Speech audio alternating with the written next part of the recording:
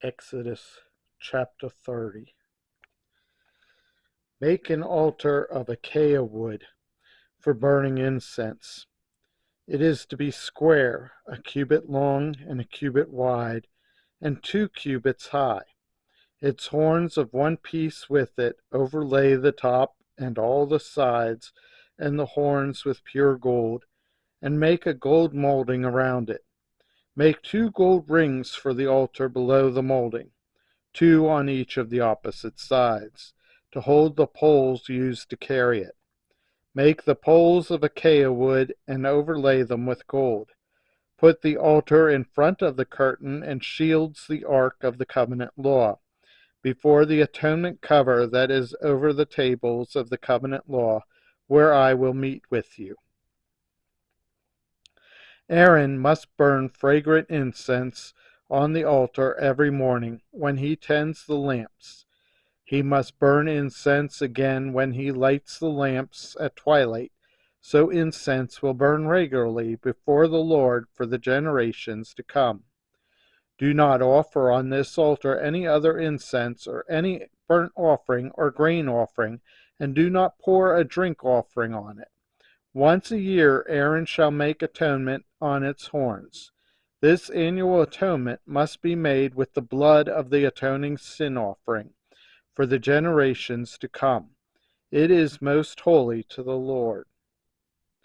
Then the Lord said to Moses, when you take a census of the Israelites to count them, each one must pay the Lord a ransom for his life at the time he is counted. Then no plague will come on them when you number them. Each one who crosses over to those already counted is to give a half shekel, according to the sanctuary shekel, which weighs 20 gerahs.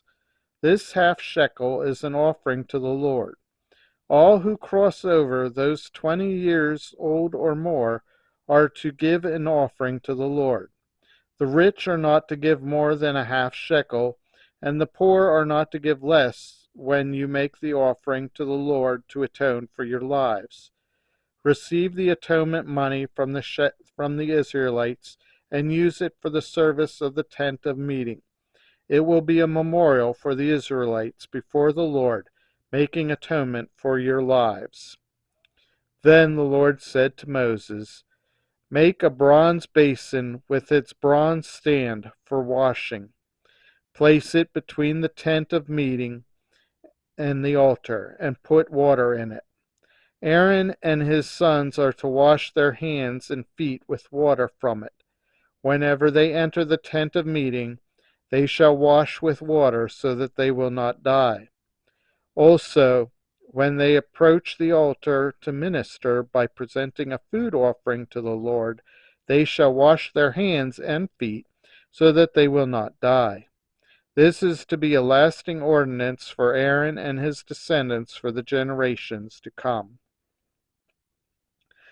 Then the Lord said to Moses, take the following fine spices, 500 shekels of liquid myrrh, half as much, that is 250 shekels of fragrant cinnamon, 250 shekels of fragrant calamus, 500 shekels of cassia, all according to the sanctuary shekel, and a hin of olive oil. Make these into a sacred anointing oil, a fragrant blend, the work of a perfumer. It will be the sacred anointing oil. Then use it to anoint the tent of meeting, the ark of the covenant law, the table and all its articles, the lampstand and its accessories, the altar of incense, the altar of burnt offering and all its utensils, and the basin with the stand. You shall consecrate them so they will be most holy, and whatever touches them will be holy. Anoint Aaron and his sons and consecrate them so they may serve me as priests. Say to the Israelites, this is to be my sacred anointing oil for the generations to come. Do not pour it on anyone else's body, and do not make any other oil using the same formula. It is sacred, and you are to consider it sacred. Whoever makes perfume like it and puts it on anyone other than a priest must be cut off from the people."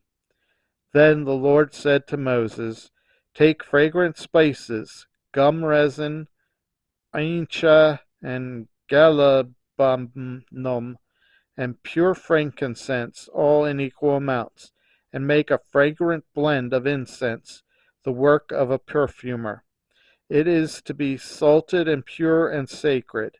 Grind some of it to powder and place it in front of the ark of the covenant law in the tent of meeting, where I will meet with you. It shall be most holy to you. Do not make any incense with this formula for yourselves. Consider it holy to the Lord. Whoever makes incense like it to enjoy its fragrance must be cut off from their people."